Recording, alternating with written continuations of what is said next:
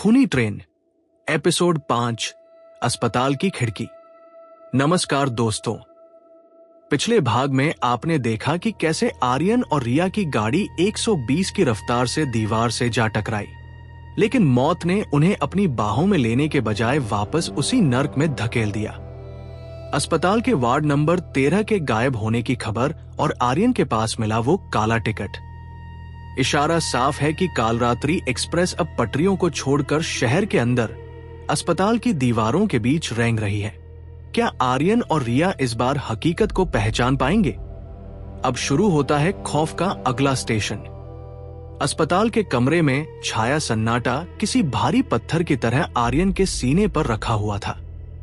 बाहर बारिश की बूंदें कांच की खिड़की पर टप-टप गिर रही थी, लेकिन आर्यन को ऐसा लग रहा था जैसे कोई बाहर खड़ा अपनी उंगलियों से कांच को खुरच रहा हो। उसने अपने हाथ में मौजूद उस काले टिकट को देखा। उस पर उसका नाम आर्यन सिन्हा साफ लिखा था और उसके ठीक नीचे छोटे अक्षरों में लिखा था, बेड नंबर 104, वार्ड 13। आर्यन भाई, आप क्या देख रहे हैं? रिया की आवाज ने उसे चौंका दिया। रिया बगल के बेड पर बैठी थी। उसकी आंखें अभी भी सूजी हुई थी।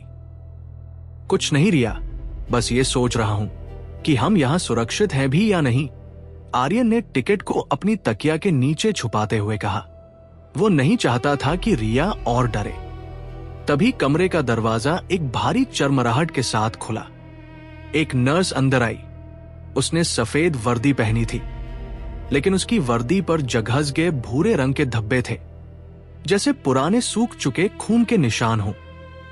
उसका चेहरा पीला था और उसकी आंखें बिना पलक झपकाए सीधे आर्यन को देख रही थी। दवाई का समय हो गया है। नर्स की आवाज में कोई भावना नहीं थी। वो आवाज ऐसी थी जैसे कोई पुरानी रिकॉर्डिंग बज रही हो। आर्यन ने ध्यान दिया कि नर्स के चलने की आवाज वैसी ही थी जैसी उसने ट्रेन की बोगी में सुनी थी। खुरच खुरच। जब वह पास आई तो आर्यन को उसके शरीर से वही सड़न वाली गंध आई जो कालरात्रि एक्सप्रेस की बोगियों में बसी थी। हमें कोई दवाई नहीं चाहिए, हम ठीक हैं, आर्यन ने सख्त लहजे में कहा। नर्स रुकी नहीं। उसने एक इंजेक्शन निकाला। इंजेक्शन के अंदर कोई दवा नहीं थी, बल्कि एक काला, गाढ़ा और चमकता हुआ तरल पदार्थ था। काल भैरव का प्रसाद है, इसे लिए बिना आप अगले स्टेशन तक नहीं पहुंच पाएंगे। आर्यन ने झटके से नर्स का हाथ पकड़ लिया, लेकिन जैसे ही उसने नर्स की कलाई छुई, उसे महसूस हुआ कि वहां मांस नहीं, बल्कि ठंडी धातु और सूखी हड्डियां हैं। नर्स ने एक डरावनी मुस्कान दी और उसका चेहरा धीरे धीरे पिघलने लगा। उसकी सफेद वर्दी अब ट्रेन के गार्ड की पुरानी काली वर्दी में बदल रही थी।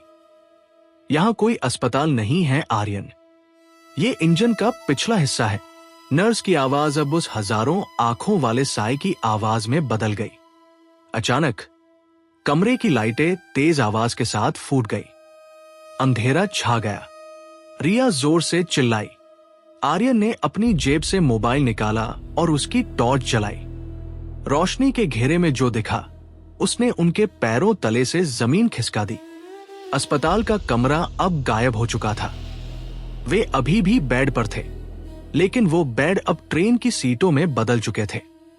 कमरे की दीवारें अब लोहे की जली हुई चादरें थी। और सबसे भयानक बात, खिड़की। अस्पताल की वो साफ सुथरी खिड़की अब एक खूनी मंजर में बदल चुकी थी। खिड़की के कांच के पीछे कोई कोहरा नहीं था, बल्कि वहां हजारों की संख्या में चेहरे दबे हुए थे। वे चेहरे कांच से चिपके हुए थे, उनकी आंखें बाहर निकली हुई थी और वे सब एक साथ फुसफुसा रहे थे, हमें अंदर आने दो, हमें जगह चाहिए। आर्यन भाई, खिड़की देखो। रिया ने अपनी उंगली से इशारा किया। खिड़की के बीचों बीच एक चेहरा उभरा जो बाकी चेहरों से अलग था। वो आर्यन के पिता का चेहरा था, लेकिन उनके चेहरे पर शांति नहीं, बल्कि गहरा आतंक था। वे कांच पर अपने हाथ मार रहे थे, लेकिन कोई आवाज नहीं आ रही थी। उनके होंठ हिल रहे थे, जैसे वे कुछ कहने की कोशिश कर रहे हों। आर्यन बदहवास होकर खिड़की की तरफ भागा। पिताजी, आप मुझे सुन सकते हैं? जैसे ही आर्यन ने कांच को छुआ, उसे एक जोरदार बिजली का झटका लगा। खिड़की के कांच पर अचानक खून की लकीरें बनने लगी और उन लकीरों से एक नक्शा उभर आया। वो नक्शा अस्पताल का नहीं, बल्कि विलापुर जंक्शन का पुराना ब्लूप्रिंट था। नक्शे के बीच में एक जगह पर एक्स का निशान बना था, जहां लिखा था, दफन सच। आर्यन भाई, हमें यहां से निकलना होगा। ये खिड़की टूट रही है, रिया ने चिल्लाकर कहा। कांच पर दबाव बढ़ रहा था। बाहर मौजूद वो हजारों चेहरे अब कांच को अपने दांतों से चबाने लगे थे। कड़कुकड़, कांच में दरारें पड़ने लगी। आर्यन ने रिया का हाथ पकड़ा और वे कमरे के दरवाजे की तरफ भागे। जैसे ही उन्होंने दरवाजा खोला, वे अस्पताल के गलियारे में पहुंचे। लेकिन गलियारा अब वैसा नहीं था जैसा उन्होंने पहले देखा था। फर्श पर पटरियां बिछी हुई थी और अस्पताल की छत से बिजली के तारों के बजाय लोहे की भारी जंजीरें लटक रही थी। गलियारे के अंत में उन्हें एक परछाई दिखी। वह एक बूढ़ा आदमी था, जिसने हाथ में एक लाल लालटेन ले रखी थी। वो धीरे धीरे उनकी तरफ बढ़ रहा था। कौन हो तुम? आर्यन ने अपनी आवाज को ऊंचा किया। मैं इस स्टेशन का आखिरी मुसाफिर हूं, बूढ़े ने कहा। उसकी आवाज बहुत धीमी और खोखली थी। तुम लोग जिस खिड़की को देख रहे थे, वो खिड़की नहीं, वह इस कालरात्रि का दर्पण है। वो तुम्हें वही दिखाती है जो तुम देखना चाहते हो। तुम्हारे पिता वहां नहीं है, आर्यन। वो सिर्फ एक जाल है। तो मेरे पिता कहां हैं? आर्यन ने पूछा। वे इस अस्पताल की नींव में कैद हैं। काल भैरव ने उन्हें इस ट्रेन का ब्रेक बना दिया है। जब तक वे वहां हैं, ये ट्रेन कभी नहीं रुकेगी और तुम्हें उस ब्रेक को खोलना होगा। बूढ़े ने अपनी लालटेन ऊपर की। उसकी रोशनी में गलियारे की दीवारों पर हजारों पुराने अखबार चिपके हुए दिखे। सब पर एक ही हेडलाइन थी, 1980 विलापुर का खूनी सच। आर्यन ने एक अखबार को गौर से देखा।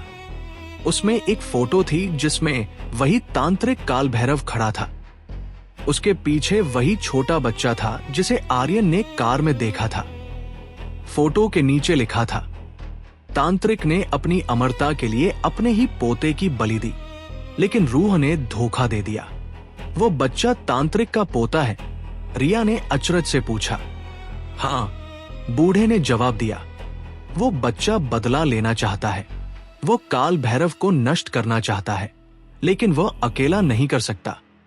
उसे एक ऐसा इंसान चाहिए जिसकी रगों में उस हादसे का खून हो। आर्यन, वो इंसान तुम हो। अचानक गलियारे की पटरियों पर कंपन शुरू हुआ। दूर से एक लाइट चमकती हुई उनकी तरफ बढ़ने लगी। कालरात्रि एक्सप्रेस अस्पताल के गलियारे में आ रही थी। इंजन की आवाज ऐसी थी जैसे हजारों लोग एक साथ चिल्ला रहे हों। भागो, बूढ़ा चिल्लाया। वार्ड नंबर 13 की तरफ भागो। वहां एक पुरानी फाइल रखी है, फाइल नंबर 666। वही तुम्हें रास्ता दिखाएगी। आर्यन और रिया पागलों की तरह गलियारे में दौड़ने लगे। पीछे से ट्रेन की लाइट उन्हें निगलने के लिए बढ़ रही थी। वे वार्ड नंबर 13 के दरवाजे तक पहुंचे। दरवाजा भारी लोहे का था और उस पर एक बड़ा सा ताला लटका था। आर्यन ने अपनी पूरी ताकत लगाकर दरवाजे को लात मारी। धाएं, ताला टूट गया और वे अंदर घुस गए। उन्होंने पीछे से दरवाजा बंद कर दिया। अंदर का कमरा पूरी तरह से फाइलों से भरा था। अलमारियां छत तक ऊंची थी। धूल और सड़न की बू वहां भी मौजूद थी। आर्यन ने पागलों की तरह फाइलों को खंगालना शुरू किया। कहाँ है वो फाइल? फाइल 666। रिया ने एक कोने में पड़ी एक काली फाइल देखी। उस पर खून से 666 फीट लिखा था। आर्यन भाई, यहां है। जैसे ही आर्यन ने फाइल खोली, उसके अंदर से एक पुरानी तस्वीर निकली। वह तस्वीर विलापुर स्टेशन के उस इंजन की थी, लेकिन तस्वीर में इंजन के ऊपर कोई साया नहीं था। बल्कि वहां एक इंसान बैठा था। जब आर्यन ने तस्वीर को गौर से देखा तो उसकी चीख निकल गई। वह इंसान कोई और नहीं बल्कि आर्यन खुद था। तस्वीर में आर्यन ने वही गार्ड वाली वर्दी पहनी थी और उसकी आंखें पूरी तरह काली थी। ये कैसे हो सकता है? ये फोटो तो 40 साल पुरानी लग रही है, रिया ने कांपते हुए कहा। फाइल के अगले पन्ने पर लिखा था, काल भैरव का उत्तराधिकारी आर्यन सिन्हा, जन्म से ही तय। आर्यन को समझ आया कि यह सब कोई इत्तेफाक नहीं था। उसे यहां बुलाया नहीं गया था, उसे यहां वापस लाया गया था। उसके पिता ने उसे इस दुनिया से दूर रखने की कोशिश की थी, लेकिन कालरात्रि ने उसे ढूंढ ही लिया। तभी वार्ड नंबर 13 की खिड़की जोर से टूटी। बाहर से वही शैतानी बच्चा अंदर कूदा। उसके पीछे वही हजारों आंखों वाला साया था। समय पूरा हुआ आर्यन, साय ने कहा। फाइल पढ़ ली, अब अपनी कुर्सी संभालो, इंजन तुम्हारा इंतजार कर रहा है। साय ने अपना हाथ बढ़ाया और रिया को गले से पकड़कर हवा में उठा लिया। अगर तुम अपनी नियति को स्वीकार नहीं करोगे तो ये लड़की आज इस फाइल का आखिरी पन्ना बनेगी। आर्यन के पास कोई रास्ता नहीं था। उसे अपनी नियति और रिया की जान के बीच चुनाव करना था। छोड़ दो उसे, आर्यन चिल्लाया।